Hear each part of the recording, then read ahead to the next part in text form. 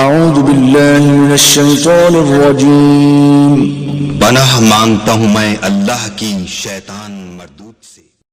بسم اللہ الرحمن الرحیم۔ السلام علیکم ورحمۃ اللہ وبرکاتہ۔ قربانی کا چاند نظر آنے کے بعد ناخن اور بال کٹوانا جائز ہے یا نہیں؟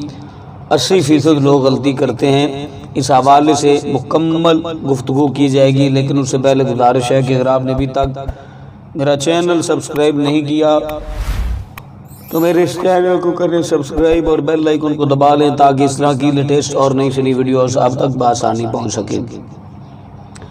قربانی کا چاند نظر آنے کے بعد بہت سارے لوگ اس لیے ناخن اور بال کٹوا دیتے ہیں کیونکہ انہوں نے چاند نظر آنے سے پہلے نہیں اتارے ہوتے۔ تو کوشش یہ کریں کہ قربانی کا چاند نظر آنے سے پہلے ناخن بھی اتار لیں اور بال بھی کٹوا لیں، تاکہ یہ جو 10 دن ہیں ان میں ہم ناخن بھی نہ تراشیں اور بال بھی نہ تراشیں تو ہمیں قربانی کا ثواب مل جائے گا۔ باقی رہا مسئلہ کہ قربانی کا چاند نظر آنے کے بعد بال ناخن کٹوانا جائز ہے یا نہیں؟ جائز بھی ہے، کہیں پر بھی منع نہیں ہے۔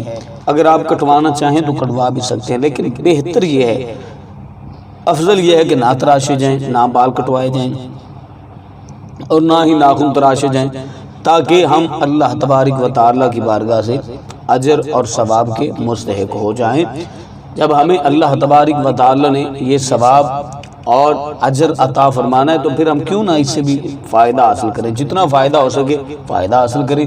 تو مجھے امید ہے کہ آج کی میری ویڈیو آپ کو اچھی لگی ہوگی۔ اپنی فیملی کا بہت سارا خیال رکھیے گا۔ اللہ نگہبان۔